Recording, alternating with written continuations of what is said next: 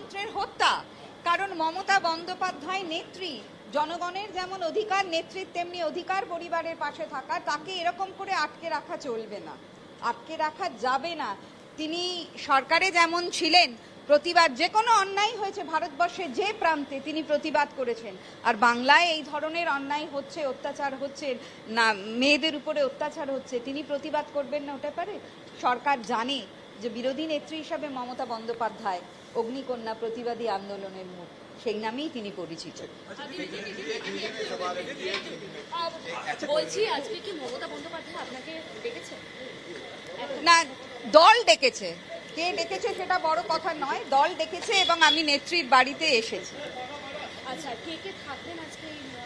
আমি একটু আগে বলেছি যে বিমান বাবু, যিনি বর্তমানে বিধায়ক, একসময় প্রাক্তন স্পিকার ছিলেন বিধানসভার, পবিত্র বিধানসভার, তো তিনি থাকবেন। এবং আমি প্রতিমা মণ্ডল, আমি থাকবো জয়নগর লোকসভা কেন্দ্রের সাংসদ হিসাবে, প্রতিবেশী লোকসভা কেন্দ্রের। সুভাষিস চক্রবর্তীরও থাকার কথা, দোলা সেন হয়তো থাকবে।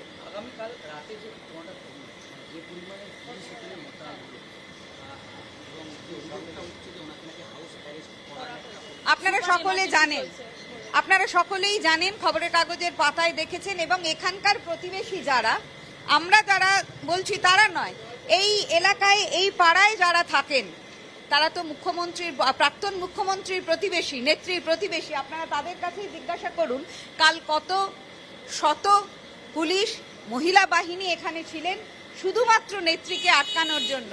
কারণ নেত্রী প্রতিবাদী আন্দোলনের মুখ, তিনি যদি পথে নামেন জনগণ তার সাথে আছে, জনগণ তার সাথে থাকবে। পিছনে ছিল, আজও আছে, আগামী দিনেও থাকবে। কারণ নেত্রী চুপ করে থাকার মানুষ নন, তিনি আন্দোলন করবেন, অন্যায়ের বিরুদ্ধে প্রতিবাদ করবেন। প্রতিবাদে এটা বলতে পারি যে ওনাকে গৃহবন্দী করা হয়েছিল কালকে, একদম স্পষ্ট এই অভিযোগ আপনি করবেন? সাধারণ মানুষ বলবে যে ওনাকে গৃহবন্দী করা হয়েছিল কিনা। আমি নেত্রীর সাথে আছি, আমার কথা না শুনে আপনি জনগণকে জিজ্ঞাসা করুন। আপনারা যারা মিডিয়া তারা জানেন, এবং সংবাদপত্রের মাধ্যমে ছবি এসেছে মমতা বন্দ্যোপাধ্যায়ের বাড়ির সামনে কত শত বাহিনী ছিল। হ্যাঁ, আমাদের ইচ্ছা আছে, আমরা সেই পরিবারের পাশে থাকব, সেইভাবেই আমরা প্রস্তুতি নিই। সেটা আমি বলতে পারবো না, সেটা আমি বলতে পারবো না। ইচ্ছা আছে, সেটা আমি বলতে পারবো না। না, আমি আগেই বলেছি তো, যারা থাকবেন আমি আছি। আমার বলতে পারি বিমানবাবু হয়তো থাকবেন, সুভাষিস দা হয়তো থাকবেন, দোলা সেন হয়তো থাকবেন। আজকে সকাল থেকে এখানে কোনো পুলিশ নেই, কোনো একটাও পুলিশ আমরা দেখতে পাচ্ছি না। আপনি বলুন না, আপনি বলুন তাহলে ওরা মমতা বন্দ্যোপাধ্যায়কে কত ভয় পেয়েছে। এখানে পুলিশ নেই, রাস্তায় পুলিশ থাকতে পারে, স্পটে থাকতে পারে, কোথায় আমাদের আটকানো হবে, আমাদের কণ্ঠ রোধ করার চেষ্টা করা হবে, আমাদের গতিবিধিকে রোধ করার চেষ্টা হবে, সেটা তো আমি এখানে দাঁড়িয়ে বলতে পারবো না। এত ভয় পাচ্ছে কেন তাদেরই জিজ্ঞাসা করুন না। এত ভয় পাচ্ছে কেন?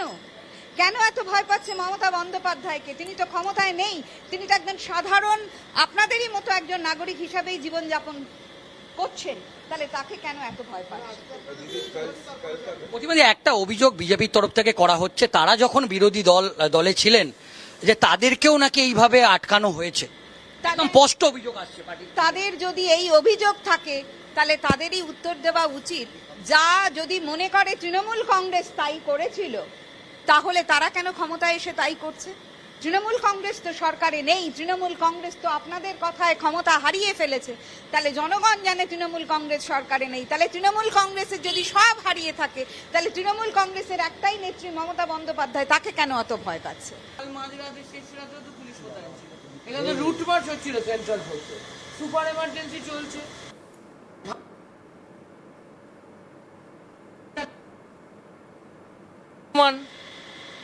একজন নেত্রী তিনি বেরোবেন হয়তো, একজন নেত্রী তিনি বারুইপুর যাবেন হয়তো, তিনি বলেছেন তিনি বেরোবেন, ব্যাস ব্যাস এখানে সুপার এমার্জেন্সি চালু হয়ে গেল।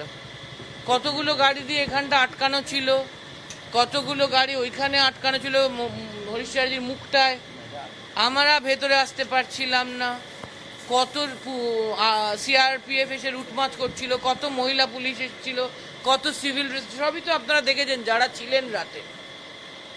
তো ভালো তো, সুপার এমার্জেন্সি চলছে, জরুরি অবস্থা আমরা দেখতে পাইনি, এখন দেখে নিচ্ছি, নাম না লিখে অফিসিয়ালি ঘোষণা না করে দেখে নিচ্ছি।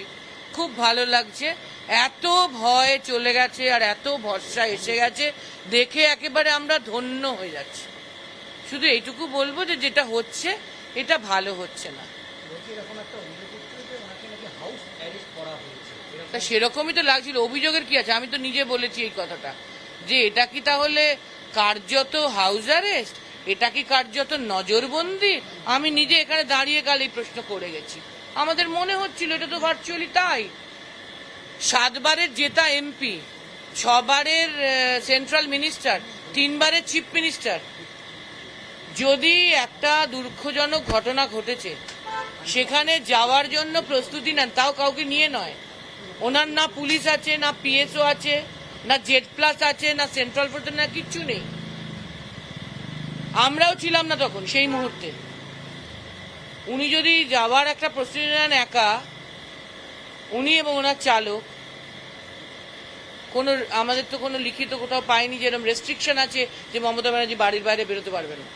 তো তখন যেভাবে লুটমার শুরু হলো, যেভাবে পুলিশ প্রশাসন এখানে এসে পুরো জায়গাটা কবজা করে নিল, এমন রেড়ে রেড়ে কেড়ে কেড়ে পড়ে গেল, তো আমাদেরই তো মনে হয়েছে যে তাহলে কি উনি হাউস অ্যারেস্ট, কি জানি।